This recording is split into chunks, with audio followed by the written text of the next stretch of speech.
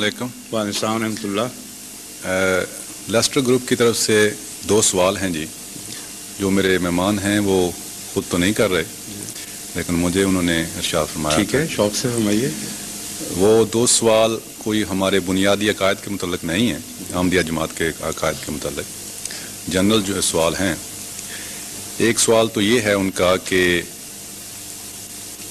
दुनिया में और भी बहुत से फ़िरके हैं इस्लाम में, और कई फ़िरकों के बड़े बड़े अजीब अकायद हैं।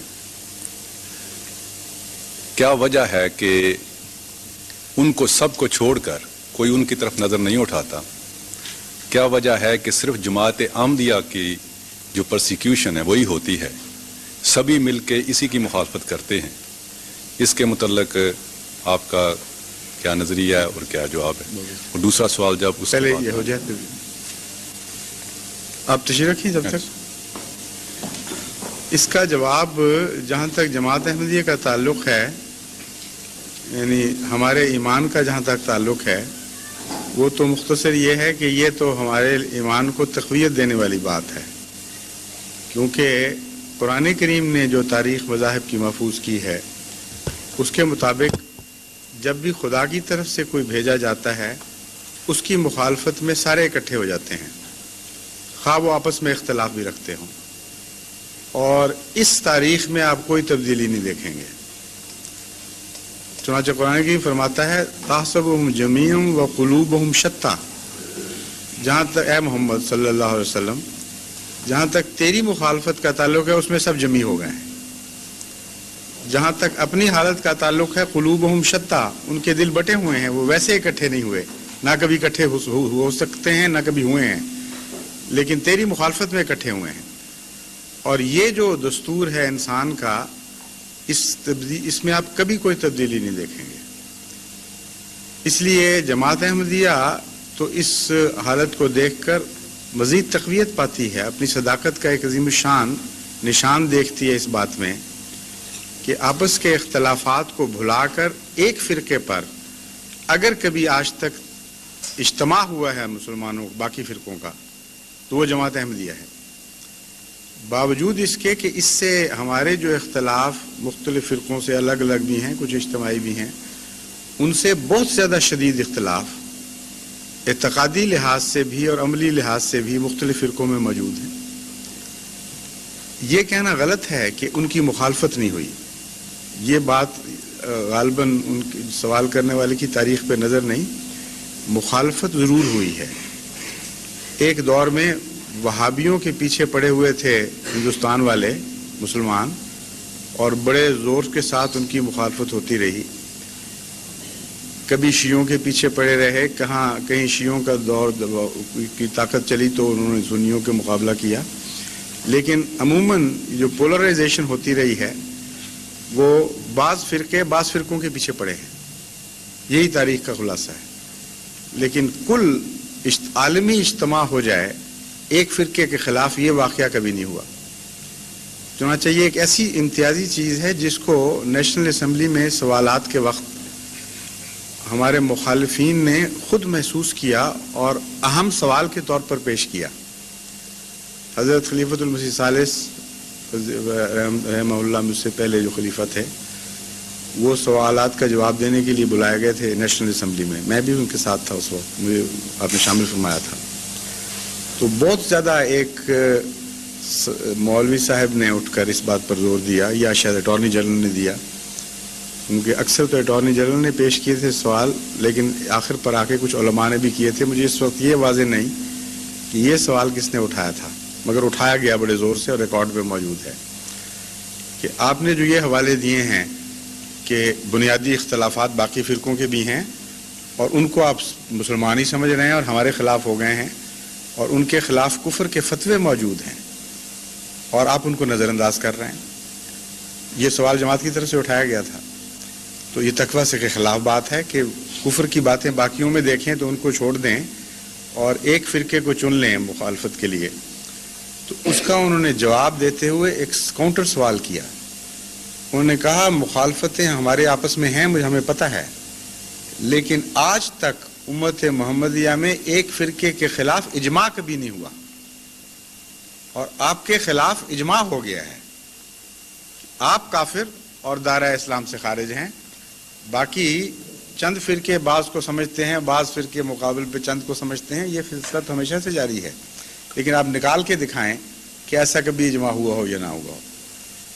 جماعت احمدیہ نے تسلیم کیا، یہ تاریخی حقیقت بالکل سچی ہے، اور قرآن کی اس آیت کے عین مطابق ہے، تحسبهم جمیعا، اجماع ضرور ہوا ہے، وقلوبهم شتیٰ، لیکن آپس میں بٹے ہوئے ہو۔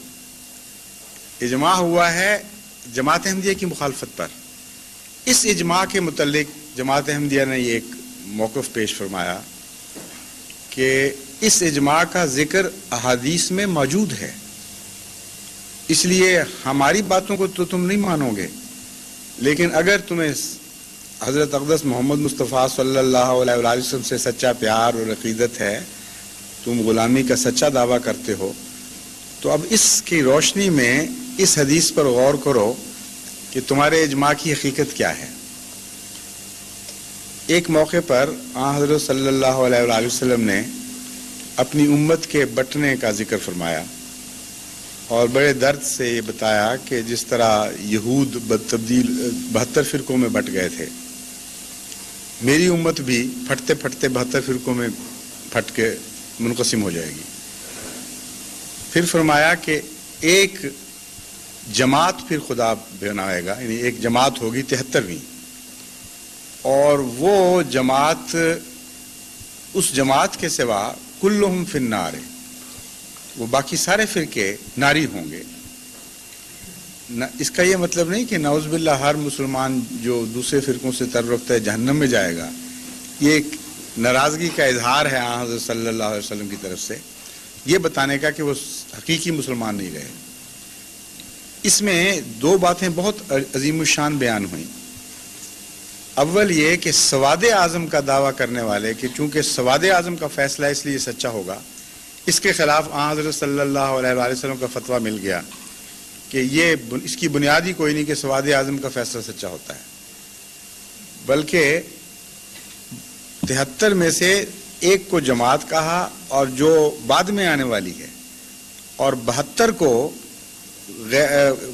صداقت سے دور فرمایا، 72 کو صداقت سے ہٹا ہوا فرمایا، 72 کو ایک طرف رکھا، ایک تھیلی میں ڈالا، اور ایک کو ایک تھیلی میں ڈالا، ان دونوں کے درمیان امتیاز کر دیا۔ اب سوال یہ پیدا ہوتا تھا کہ ان 72 کی اس ایک کے مقابل پر کیا حیثیت ہے؟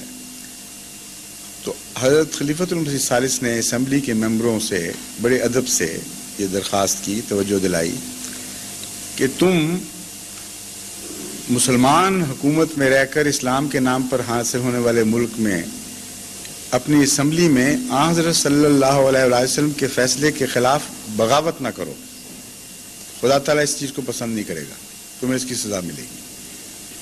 تم یہ تو کہہ سکتے ہو کہ 72 یہ ہیں ہمارے نزدیک اور ایک یہ ہے، مگر یہ نہیں کہہ سکتے کہ ایک جھوٹا ہے اور 72 سچے ہیں، کیونکہ رسول اللہ صلی اللہ علیہ وسلم نے جو فتویٰ دیا ہے 72 اور ایک کا مقابلہ کر کے، اس میں 72 کو جھوٹا کہا ہے اور ایک کو سچا کہا ہے۔ تم یہ کہہ سکتے ہو کہ تم 72 میں ہو، ہمیں جھوٹا کہنا چاہتے ہو تو ہمیں سواد میں داخل کر کے جھوٹا کہو، سواد عالم سے نکال کے جھوٹا کہنے کا تمہارا حق کوئی نہیں بنتا۔ اس معاملے میں تمہارا فیصلہ نہیں چلے گا، چاہے تم 72 کے 72 اکٹھے ہو کر فیصلہ کرو، فیصلہ رسول اللہ صلی اللہ علیہ وسلم کا چلے گا۔ ہاں تم نے یہ اپنے ہاتھ سے اپنی تقدیر لکھ دی کہ ہم 72 ہیں اور یہ ایک ہے، اس لیے تم تو خودکشی کر رہے اس فیصلے میں۔ آپ نے بار بار توجہ دلائی کہ دیکھو میں تمہیں پھر نصیحت کرتا ہوں کہ کم سے کم شیعہ ایران سے ہی نصیحت پکڑ لو۔ شیعہ ایران نے یہ فیصلہ نہیں کیا کہ 72 سچے اور ایک غلط، انہوں نے کہا 72 غلط اور صرف شیعہ سچے، اور یہ کہہ کر مسلمان کی تعریف یہ کی کہ جو شیعہ ہے وہ مسلمان ہے۔ چنانچہ ایران میں صرف ایک ہی اسلام ہے اس وقت، شیعہ اسلام، باقی اسلام سمجھتا ہی نہیں، وہ قانون کے طور پر سوائے شیعہ کے کسی کو مسلمان سمجھا ہی نہیں جا سکتا۔ تعریف میں جو داخل ہو گیا، آپ نے فرمایا غلط ہوگا تم نہ مانو، لیکن بغاوت نہیں ہے۔ کیونکہ رسول اللہ صلی اللہ علیہ وسلم کا فیصلہ ہے یہی کہ جہاں 72 ایک طرف ہوں گے اور ایک طرف ہوگا، ایک طرف ہو، تو تم 72 کو سچا اور ایک کو جھوٹا نہیں کہہ سکتے۔ اب اس کو ڈیولپ کریں مزید اس بحث کو، وہاں تو اتنی بحث ہو کر آپ نے وارننگ دے کے بات ختم کر دی تھی۔ تو جس پہلو سے دیکھیں، بڑے ہی پر لطف نئے نئے مضمون جماعت احمدیہ کے حق میں ابھرتے جاتے ہیں۔ ایک یہ ہے کہ ان 72 کے اندر جن کے متعلق اسمبلی نے اعلان کیا اور اخباروں میں سرخیاں لگ گئیں کہ اسلام کے 72 فرقوں نے متفقہ طور پر جماعت احمدیہ کو دائرہ اسلام سے خارج کر کے باہر پھینک دیا ہے، یہ چھپے ہوئے اخبار پاکستان کے موجود ہیں ہماری لائبریری میں، یہ سرخیاں لگی ہوئی تھی، لفظ 72 لکھا ہوا اوپر، یہ خدا کی تقدیر نے لکھایا۔ بعد میں پچھتائے اور بعد میں ہم سے پوچھنے لگ گیا کہ کوئی نہیں 72 ہوئے ہی نہیں تھے، لیکن اللہ کی تقدیر جاری ہو گئی، اس فیصلے پر یہ چھپ گیا تھا سب کچھ۔ اب آگے چلیے، 72 میں ایسے لوگ موجود تھے جن کا عقیدہ یہ تھا کہ قبروں سے مانگنا، ان کی زیارت کرنا، یہ یقین رکھنا کہ قبروں پر ان میں مدفون لوگوں کی روحیں موجود ہوتی ہیں، جواب دیتی ہیں، اعانت کرتی ہیں جو مانگا جائے، اس عقیدے کے لوگ موجود تھے۔ اس عقیدے کے لوگ موجود تھے ان 72 میں جو یہ سمجھتے تھے کہ آن حضرت صلی اللہ علیہ وسلم حاضر ناظر ہیں اور اس معاملے میں خدا کے ساتھ شریک ہیں علم غیب میں بھی، اور جب آپ کا ذکر کیا جائے آپ وہاں تشریف لے آتے ہیں، موجود ہوتے ہیں، اسی لیے مولود میں کھڑے ہونے کا حکم ہے۔ اور اس عقیدے کے لوگ بھی تھے کہ جو یہ عقیدہ رکھے وہ پکا کافر، مشرک اور دائرہ اسلام سے خارج ہے، اور اس عقیدے کے لوگ بھی تھے کہ جو یہ عقیدہ نہ رکھے وہ پکا کافر، مشرک اور دائرہ اسلام سے اور کافر اور خارجی اور جو کچھ بھی بے دین ہے اس کا اسلام سے کوئی تعلق نہیں۔ اس دن یہ فیصلہ کیا دونوں نے مل کے کہ ہم مسلمان ہیں اور احمدی جھوٹے اور دائرہ اسلام سے خارج۔ اب تقویٰ کہاں باقی رہ گیا اس فیصلے میں؟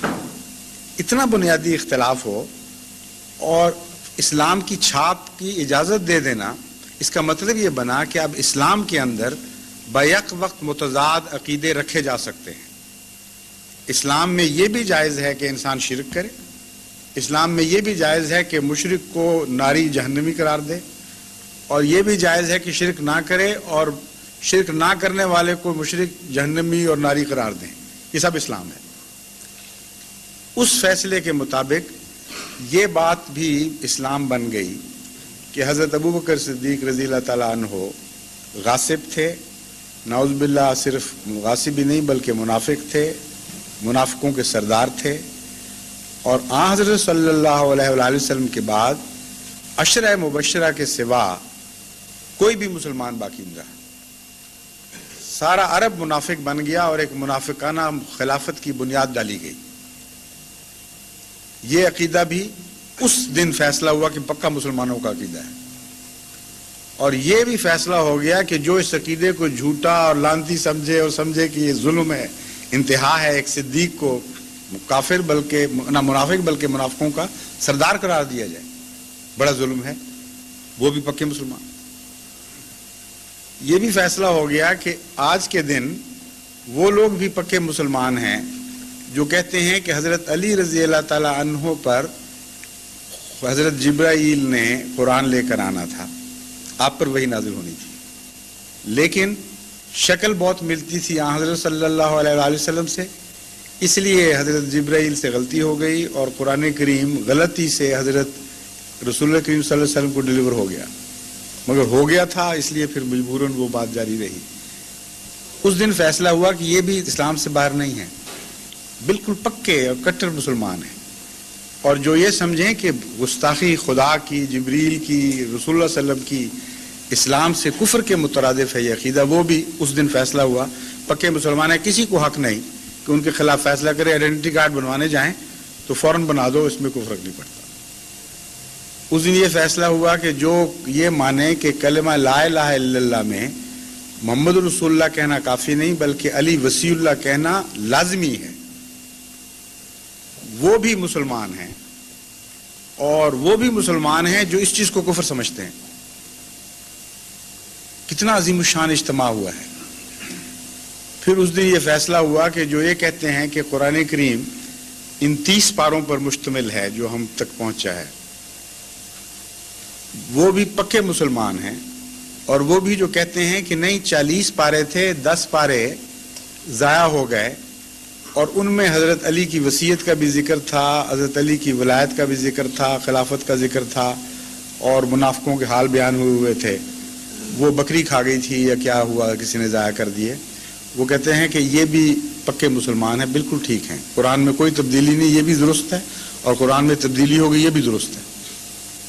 ان سب باتوں پر اس دن چھاپ لگا دی گئی ہے، اور قلوبہم شتیٰ پر گواہی دے دی گئی، اور یہ اعلان ہو گیا کہ اب اسلام کی تھیلی میں یہ سب چیزیں اکٹھی متضاد ایک وقت میں زندہ رہ سکتی ہیں. اور یہ بھی فیصلہ اس دن دیا گیا کہ وہ کلمہ جو حضرت محمد مصطفیٰ صلی اللہ علیہ وآلہ وسلم پر نازل فرمایا گیا، جو پہلے دن سے اسلام بنانے کے لیے ایک مؤثر کارروائی تھی، کافی تھا، وہ کلمہ مسلمان بنانے کے لیے نامکمل تھا. جب تک مرزا غلام احمد کے قطعی انکار کا دعویٰ اس کلمے میں شامل نہ کر دیا جائے، اس وقت تو کوئی مسلمان بن ہی نہیں سکتا. اس لیے تعریف مکمل اس وقت نہیں ہوئی جب اسلام مکمل ہوا ہے. فیصلہ یہ ہوا کہ اسلام کا ایک حصہ نامکمل رہتا تھا، یعنی کلمہ. اس کو آج پاکستان کے علماء نے مکمل کر دیا ہے. اس تعریف میں یہ اضافہ کر دیا کلمے میں کہ اب مسلمان بنانے کے لیے اقرار شامل نہیں ہے محمد رسول اللہ صلی اللہ علیہ وسلم کی غلامی کا، بلکہ مرزا غلام احمد کا انکار بھی لازمی شامل ہوگا. ایک نیا کلمہ ابھر آیا اور سب نے سوات کر دیا، بالکل ٹھیک ہے. اور یہ نہیں سوچا کہ تعریف تو کبھی بدل ہی نہیں کرتی، نہ زمانہ بدل سکتا ہے، نہ جغرافیہ اس کو بدل سکتا ہے. انسان کی کوئی تعریف کر لیں، پہلا حبشی یا جو یہاں بھی وہ پیدا ہوا تھا، جو انسان تھا، اس پر بھی صادق آئے گی، اور آخری مرنے والے پر بھی صادق آئے گی، خواہ مومن ہو یا کافر ہو، جو بھی ہو. تو یہ ایک صرف یہ کیا ہو رہا ہے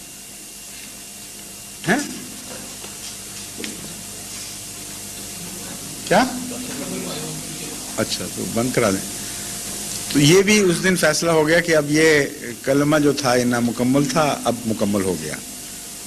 اور یہ نہیں سوچا ان تعریف کرنے والوں نے کہ اگر یہ جھوٹا نبی ہے، اس نے جھوٹا دعویٰ کیا ہے، اس لیے ضروری ہو گیا ہے، تو حضرت صلی اللہ علیہ وسلم کی زندگی میں متنبی موجود تھا، ایک جھوٹا دعویٰ کرنے والا موجود تھا، اور ایک نہیں 2 تھے، اور آپ کے بعد بلکہ 3 بھی بیان کیے جاتے ہیں، اسود انسی اور ایک اور آپ کے وصال کے بعد تو کئی پیدا ہوئے.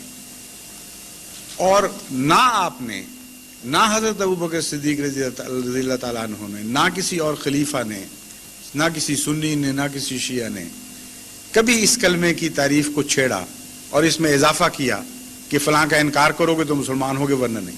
کہیں انکار شامل نہیں. تو وہ اسلام جو ان کے نزدیک نامکمل تھا، رسول اللہ صلی اللہ علیہ وسلم کے زمانے میں بھی نامکمل رہا، نعوذ باللہ من ذالک، کیونکہ فنڈامنٹل اگر نامکمل ہے تو اس پر جو بنیاد ہے وہ بھی نامکمل ہے، اس کو تکمیل دی گئی. اور خالصتاً اجماع صرف انکار پر ہے، اصل میں اس کے سوا اجماع ہے کوئی نہیں. قلوبہم شتیٰ اپنی جگہ، اس پر صلح ہو گئی، اور ایک وجود کے انکار پر اتفاق ہو گیا. اس سے زیادہ قطعی دلیل احمدیت کی صداقت کی اور کیا چاہتا ہے کوئی؟ یہ واقعہ سچوں کے ساتھ گزرا کرتا ہے، اور اگر یہ سچے ہوتے تو ان باتوں پہ کبھی صلح نہ کرتے جو ان کی بنیادی اختلاف کی باتیں تھیں. تقویٰ کا تقاضا تھا. اگر کل وہ ان کو غیر مسلم کہہ رہے تھے، کافر کہہ رہے تھے اس عقیدہ رکھنے والوں کو، تو اب بھی کہتے چلے جاتے، کہتے ان میں ایک اور اضافہ ہوا ہے. یہ کوئی کہتا تو اختلاف کا حق موجود تھا، لیکن ان کو کوئی رسول اللہ صلی اللہ علیہ وسلم کا باغی قرار نہیں دے سکتا تھا، یا اسلام کا باغی قرار نہیں دے سکتا تھا. لیکن اب یہ کہہ کر باغی بن گئے.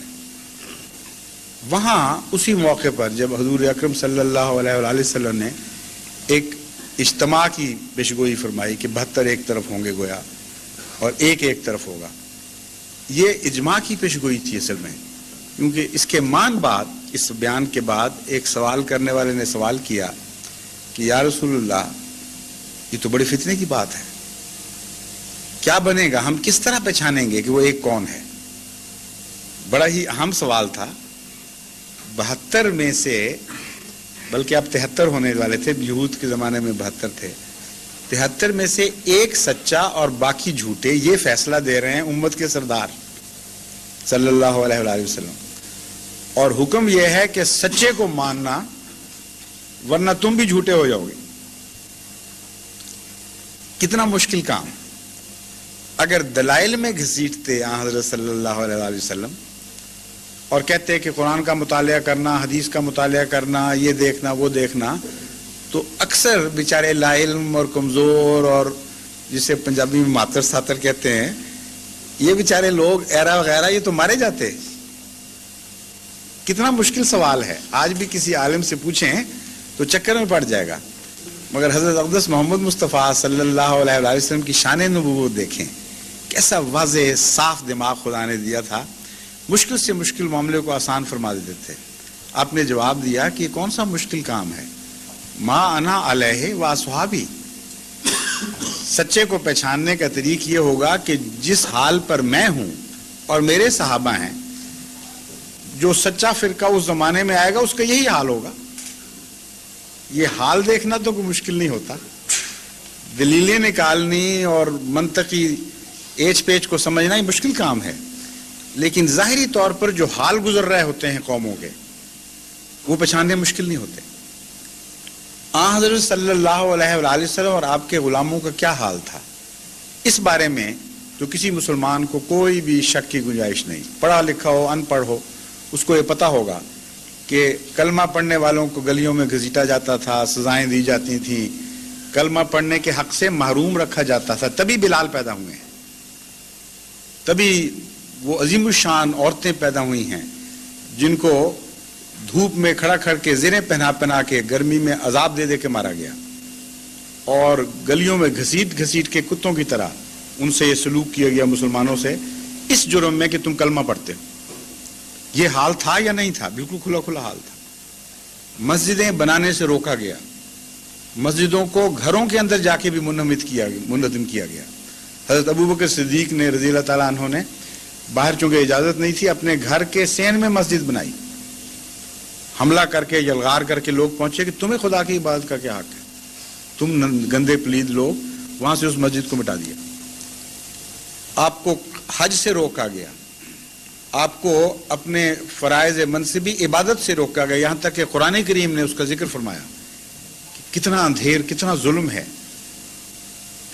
ینہا عبدن اذا صلی، کچھ بدبخت ایسے لوگ ہیں جو عبادت سے روکتے ہیں، جو خدا کی عبادت ہے۔ ایک بندہ کہتا ہے میں اپنے رب کی عبادت کر رہا ہوں، کہتے ہیں تمہیں کیا حق ہے، ہم تمہیں روکیں گے۔ یہ سارا سلوک حضرت رسول اکرم صلی اللہ علیہ وسلم اور آپ کے غلاموں سے ہوا، اور یہ اعلان کیے گئے کہ ان کی بیویاں حرام ہو گئیں، ان کو طلاقیں مل گئیں، جو مسلمان ہو جائے وہ آٹومیٹکلی اس کی شادی منسوخ، ان کے بچے اپنے والدین کا ورثہ پانے سے محروم، ان کے مکان لوٹ لو، ان کو گھروں سے نکال دو، اعلان کرو کہ اب تمہاری ہمارے یہاں کوئی گنجائش موجود نہیں، اب ہم تمہیں نیست و نابود کر کے چھوڑیں گے، یا اپنا مذہب تبدیل کرو اور ہمارے اندر واپس آؤ، ورنہ اس ملک میں تمہارا زندہ رہنے کا کوئی حق نہیں۔ یہ حقیقت کس مسلمان پہ پوشیدہ ہے آج بتائیں، پڑھا لکھا ہو یا ان پڑھ ہو، ہر ایک کو پتہ کہ یہ سلوک تھا۔ اور یہ سلوک جماعت احمدیہ کے ساتھ کس نے کیا ہے؟ ایک فرقے نے، دو فرقوں نے، اجماع ہوا ہے۔ اسی اجماع کے نتیجے میں بڑے فخر کے ساتھ سارے پاکستان میں مولوی دندناتے پھرتے ہیں، اور یہاں آ کر ان کو بھی بتاتے ہیں تم بھی شامل ہو جاؤ ہمارے ساتھ، تم یہاں بیٹھے کیا کر رہے ہو، اتنا ثواب کا کام، اتنا نیکی کا کام، کہ ہم کلمے سے روک رہے ہیں بدبختوں کو، ناپاکوں کو، اور تم پڑھنے دیتے ہو ان کو، تم بھی ان کو قتل کرو، تم بھی ان کو لوٹو۔ ان کا کیا حق ہے نمازیں پڑھیں؟ ہمارا حق ہے، خدا ہمارا ہے، ان کا نہیں ہے۔ ان کا کیا حق ہے رسول اللہ صلی اللہ علیہ وسلم کی تعریف کریں؟ ان کا کوئی حق نہیں، یہ ناپاک اور گندے لوگ ہیں۔ وہ سارے جرائم جو حضرت صلی اللہ علیہ وآلہ وسلم اور آپ کے غلاموں کے خلاف دشمنان اسلام کر رہے تھے، وہ ان سارے جرائم کی مرتکب آج یہ 72 کی جمعیت ہے اور عدالتوں میں گواہی دے چکے ہیں, جانتے ہیں ہم کیا کر رہے ہیں, یہ نہیں کہ ناواقف ہیں. کوئٹے کی عدالت میں جب مسجد میں اسمار کی گئی اور احمدیوں کو کلمہ کے پڑھنے کے جرم میں قیدوں میں ڈالا گیا, تو عدالت میں ان کے جو جمعیت کا حفاظت ختم نبوت کی جو جمعیت تھی, ان کا صوبائی صدر ہے, وہ بیان دے رہا ہے. وکیل نے اس سے پوچھا کہ آپ یہ بتائیں کہ یہ سب کچھ جو آپ اس وقت احمدیوں سے کر رہے ہیں, حضرت صلی اللہ علیہ وآلہ وسلم کے زمانے میں یہ کون کس سے کیا کرتا تھا؟ جواب تھا کہ مشرک محمد رسول اللہ صلی اللہ علیہ وسلم اور آپ کے ساتھیوں سے یہی کچھ کیا کرتے تھے. ریکارڈڈ ہے یہ عدالت میں, تو شبے کی کون سی گنجائش باقی رہتی ہے؟ میرے نزدیک تو اس واقعہ, جس واقعہ کو احمدیت کی تکذیب کے لیے سب سے شاندار واقعہ سمجھتے ہیں, میرے نزدیک اس سے بڑا واضح اور روشن ثبوت احمدیت کی صداقت کا اور کوئی پیش نہیں کیا جا سکتا, کیونکہ رسول اللہ صلی اللہ علیہ وسلم کی صداقت بھی اس کے ساتھ وابستہ ہو گئی ہے.